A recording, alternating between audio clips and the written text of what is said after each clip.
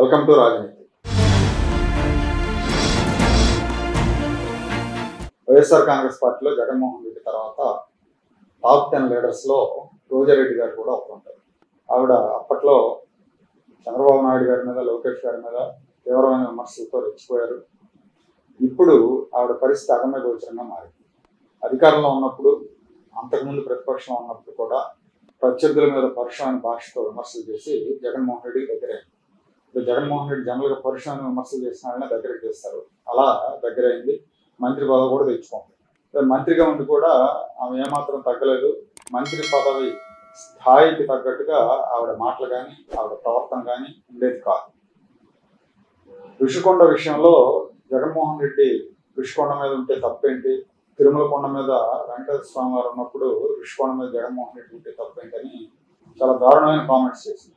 నిజంగా ఆ రోజు అంటే ఇప్పుడు చిన్న చిన్న విషయాలకు కూడా హడావుడి చేసి హిందూ సంఘాల వాళ్ళు ఎవరు మాట్లాడలేదు. అది పెద్ద తప్పు మాట, తప్పుడు పోలిక. జగన్మోహన్ రెడ్డిని వెంకటేశ్వర స్వామితో పోల్చినట్టు.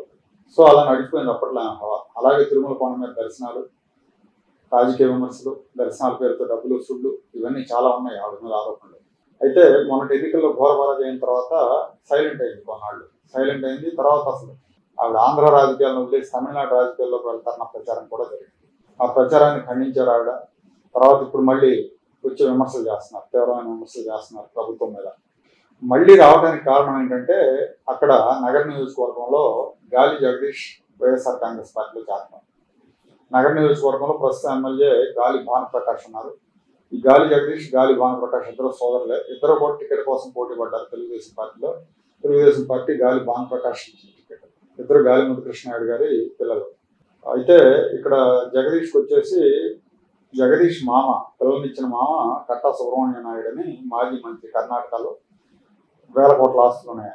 సో ఫైనాన్షియల్గా సౌండ్ కాబట్టి అతన్ని పార్టీలోకి తెచ్చుకున్నారు. రేపు పొద్దున్న నగర్లో తనకు ఎత్తబెడతారేమో అని మళ్ళీ యాక్టివ్ అయ్యారు రోజు.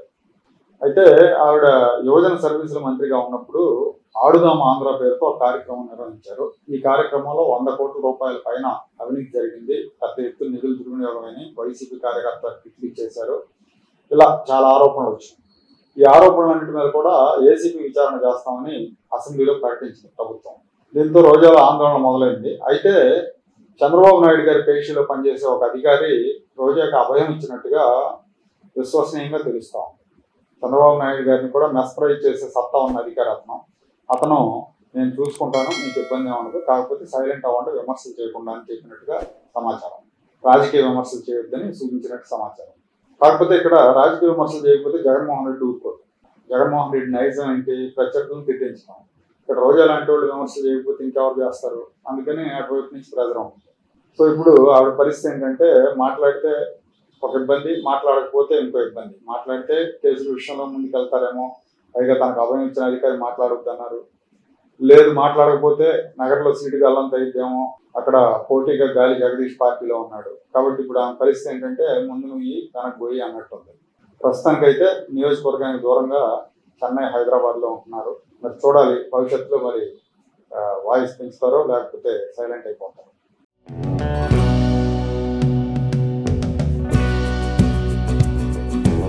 Like, share and subscribe to Rajaniti channel.